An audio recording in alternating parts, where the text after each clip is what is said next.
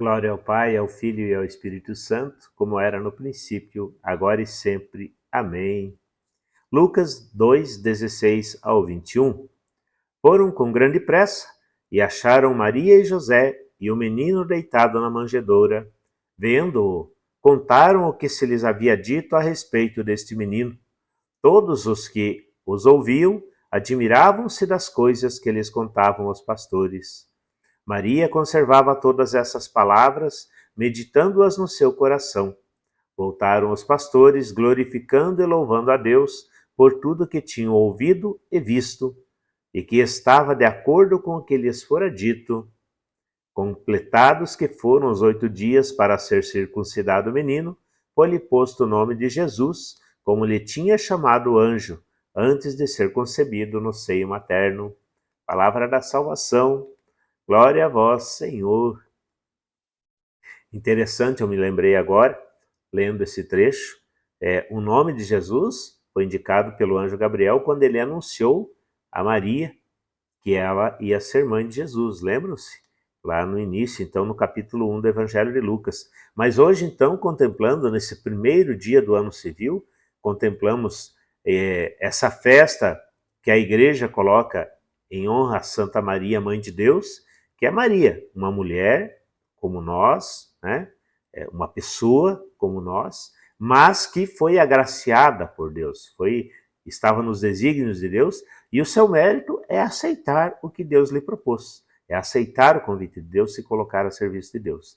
Nós vemos aqui então esta maravilha. Os pastores, o anjo também lhes anunciou o que estava acontecendo, eles foram, né, viram, contemplaram. Então aqui existem alguns elementos bem interessantes, né? A manjedoura, onde Jesus está colocado, onde Jesus está posto ali, até como sinal, como prefiguração do sacrário hoje que nós temos na igreja, ou até da própria cruz. Jesus está ali na manjedoura. A questão do encontro que aconteceu com eles, com os pastores, com Maria, com José, a presença ali, né, de Maria, de José, a presença discreta de José. Maria e José não falam nada, mas estão ali.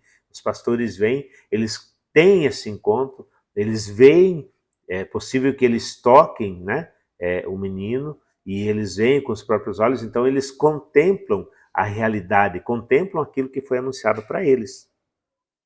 É muito interessante essa questão de poder contemplar, né, um coração aberto à simplicidade dos pastores, as pessoas que talvez na época eram menosprezadas, não eram tidas em grande evidência na sociedade, na cultura daquele tempo, são aqueles que são chamados então a contemplar esta realidade, a contemplar então este acontecimento. E essas palavras, esse acontecimento, são muito interessantes, né? E depois também a atitude dos pastores.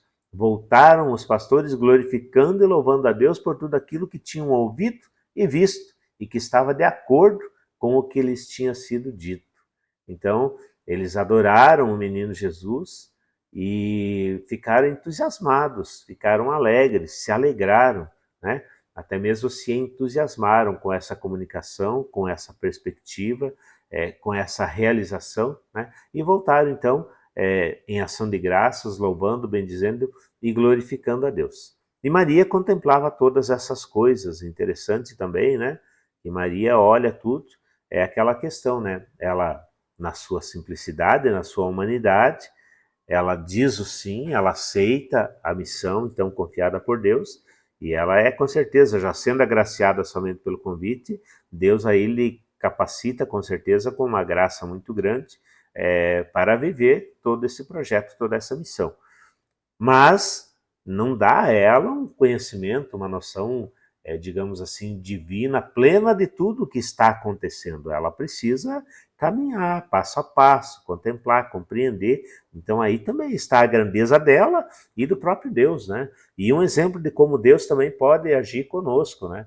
Nos dar a missão, nos chamar, nos cuidar, querer que caminhemos com Ele, mas Ele não realiza tudo como Ele pode na sua perspectiva divina.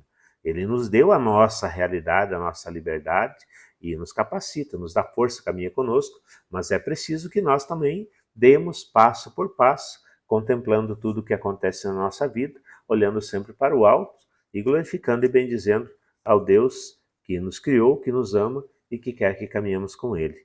Então, nesse dia também, dia de renovar a nossa fé, dia de retomar a nossa caminhada, mais um ano civil que se inicia, e com a graça de Deus, vamos viver cada dia deste ano com a ajuda do Espírito Santo, com a luz do Espírito Santo, com a força do Espírito Santo, caminhar dia a dia, servindo aos nossos irmãos, servindo a Deus, servindo a comunidade, no nosso trabalho, na nossa família, com alegria, com fé e com esperança. Um abençoado dia, um feliz ano de 2026 a todos. Deus abençoe você.